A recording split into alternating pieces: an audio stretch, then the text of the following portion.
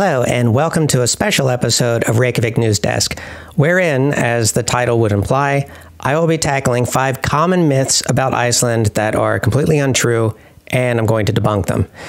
This video was decided by a viewer poll, and the viewer poll is available on my Patreon for $15 and $20 patrons, where I list a bunch of topics, and it's the viewers themselves who vote and decide which single topic I do in a new video, and this was the one that they picked.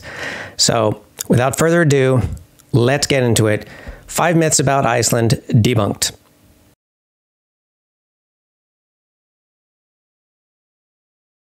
If you think about this myth for more than 10 seconds, it doesn't make any sense. We're talking about a country that has approximately 370,000 people, okay, a small population. 2/3 of them live in the greater Reykjavik area. So small population, a very small geographical area. It means you're probably going to know who your close relatives are. Furthermore, immigration is a thing here.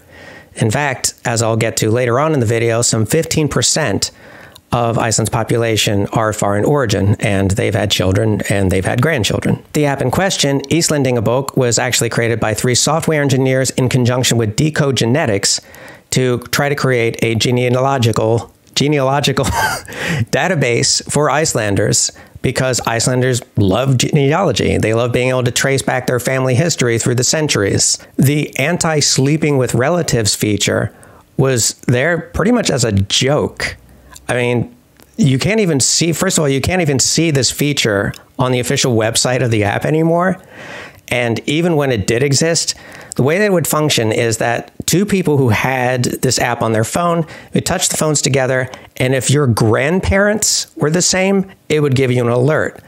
Now, as I said, 370,000 people, 2/3 of them live in the same greater metropolitan area. You're going to know who you share grandparents with. It's pretty much impossible that you're not going to know who you share grandparents with. In fact, the 3 developers behind this ad were a little surprised and taken aback that it was this little joke feature that ended up taking off like wildfire in the international media. Hákon Þrastur Björnsson, who was one of the 3 developers, told the Reykjavik Grapevine in 2013, that's when the app was blowing up, that it's kind of a running joke in Iceland that at some point or another you might accidentally sleep with a relative, but to his knowledge and to the knowledge of the other developers, they didn't know anybody who had ever accidentally slept with a relative. So no, it's not a problem in this country, let alone a problem that warrants an app. So in other words, this is one of those stories that just kind of took off because it had a nice hook to it. It's very clickbaity, even though if you think about it for more than 10 seconds, it doesn't really make sense that there would be a need for this type of app in a country where there's a very small population that are very densely packed together. So you're going to know who your close relatives are. But for the past 10 years now, in my capacity as a reporter, I've been trying to squash this myth over and over and over again.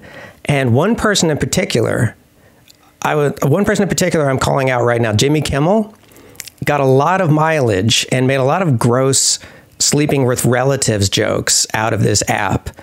And he, I think, is responsible for spreading this myth to a disproportionate degree. And so, Jimmy, if you're watching this, I am willing to accept your apology on behalf of the entire Icelandic nation. And I personally accept apologies in the form of cash. So contact me for my PayPal details. You know how to reach me.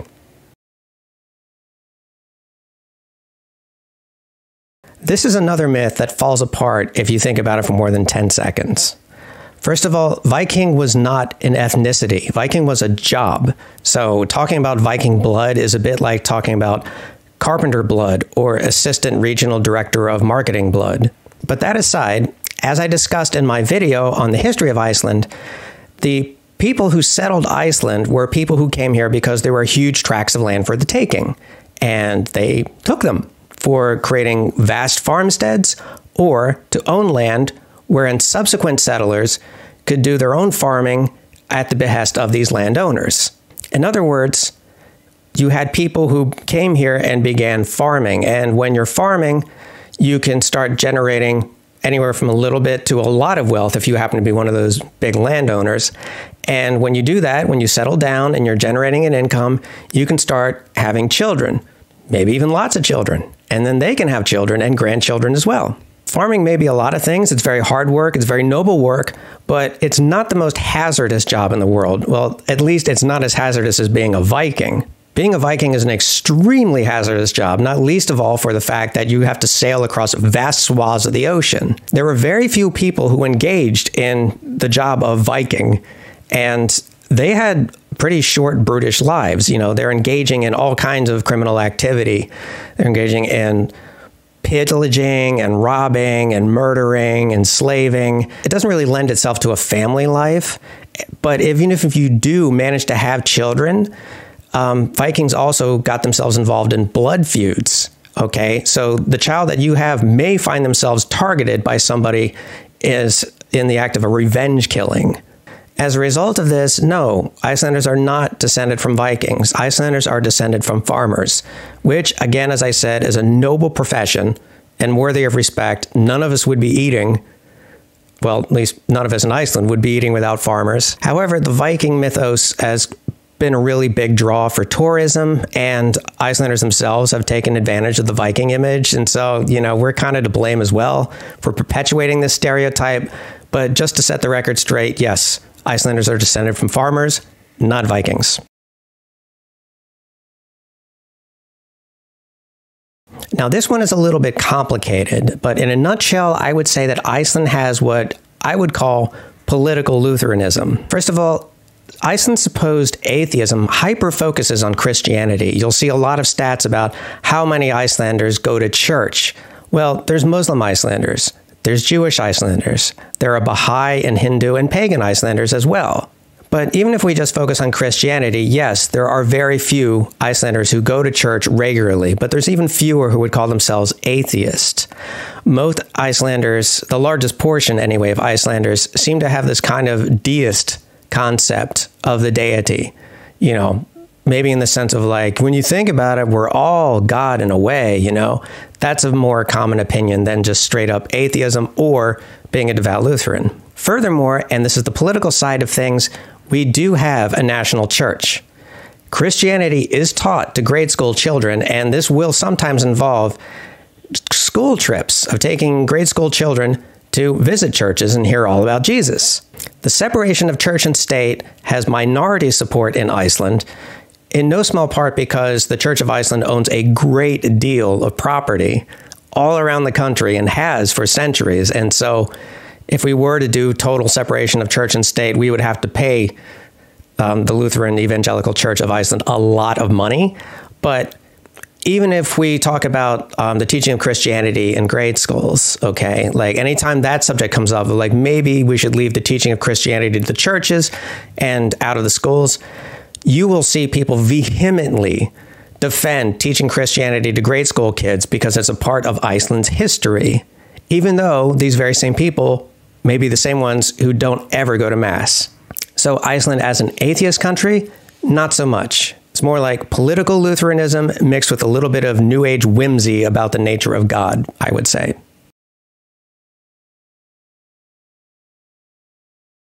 Okay, this one is a two-parter, so let's break down both parts of this contention. During the economic crisis, the global economic crisis of late 2008, different countries did different things to try and save capitalism.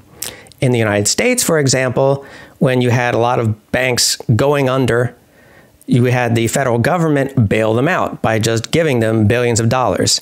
And a lot of Americans saw a great deal of that money go instead to the executives of these banks, and that made a lot of people angry and was likely I would say the main catalyst for Occupy Wall Street. Meanwhile, in Iceland, following the total collapse of our economy, where we saw our banks engaging in speculative and in some cases flat out illegal practices at the expense of the rest of us, we again had a government that wanted to do whatever it could to rescue capitalism. And no, we did not let the banks fail. Obviously, we still have banks. Instead, these banks were nationalized, wherein the management of the bank would have a team managing the old bank, which would take care of the debts and obligations of the previous bank, and another team that was the management of the new bank, which would handle the day-to-day operations of the bank going forward in time. Since then, shares in these nationalized banks have been sold to some private entities, and the Independence Party, who are in the government, want to fully privatize the banks again. I say again because they were the ones who pushed for fully privatizing the banks in the late 90s and the early 2000s, and now they want to do it again because apparently we're just incapable of learning from history.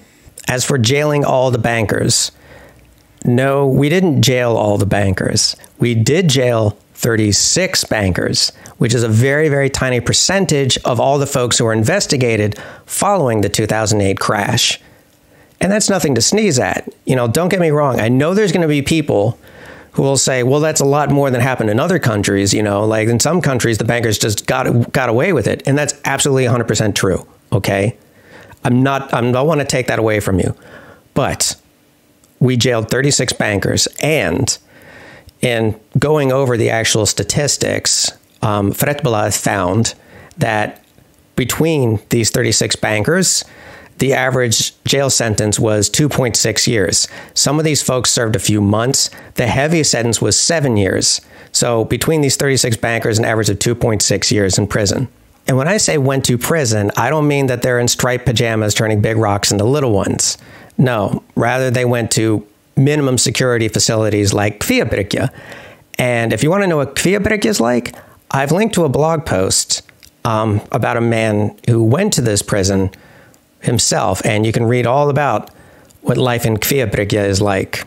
Now, don't get me wrong, I'm not a very punitive person. I do believe in reformative justice. I just wanted to give you a clearer picture of what it means about an Icelandic banker going to prison. And again, I don't want to detract from people pointing out that these bankers faced any consequences at all. That is absolutely significant. I just wanted to give you a clearer, more total picture behind the truth, rather, behind the meme that we let the banks fail, which is not true, and jailed all the bankers, which is not entirely true either. As I mentioned at the start of this video, immigration has been a thing in Iceland for generations. People of foreign origin, that is, first and second generation immigrants, comprise about 15% of the country. And that's not counting the people who have one or more grandparents of foreign origin either. Non-Scandinavians have been immigrating to Iceland since the Middle Ages. English people, Germans, French, and Portuguese all immigrated to Iceland during the Middle Ages, for example. There's also the story of Hans Jonatan, who was the first black man in Iceland who died here in 1827. And this is a fascinating story, and so I've linked in the description a video from Jules Chambers, who goes into detail about Hans's story. It's really interesting. I highly recommend you check it out. And this trend of people from around the world moving to Iceland continued through the 20th century and up into present day. People have always been moving here, always have and always will. We have Arab communities, we have Asian communities, we have African communities, we have Latin American communities, and none of these people are less Icelandic than Guðrún Jónsdóttir of Ísafjörður. They're all Icelanders. I emphasize this because whatever the intent of people perpetuating this myth of Iceland as a homogenous country, it's not only inaccurate, but it's also dangerous. It erases entire segments of the population. It denies the heritage of many Icelanders, and it does a disservice to the country and its history.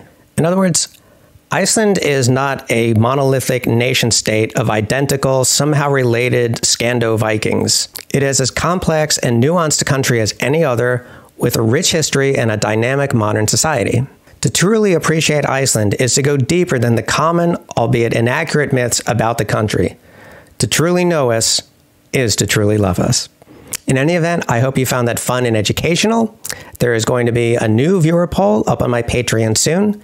As I said, it is for $15 and $20 patrons to participate in, so if you want to get in on that, check out the Patreon link in the description below, which reminds me, I want to thank Corinne Vasquez, Marion Ward, Christopher Hunter, Marion Moores, Kimberly McDaniel, Iceman98, and Octavia Hrund Jónsdóttir for being patrons on the $20 level, Laura Johnson for being a patron on the $15 level, and Stephen Ellis and Vivi Carvalho Schaffner for being patrons on the $10 level. You folks rock. That's all from me. Be good to each other.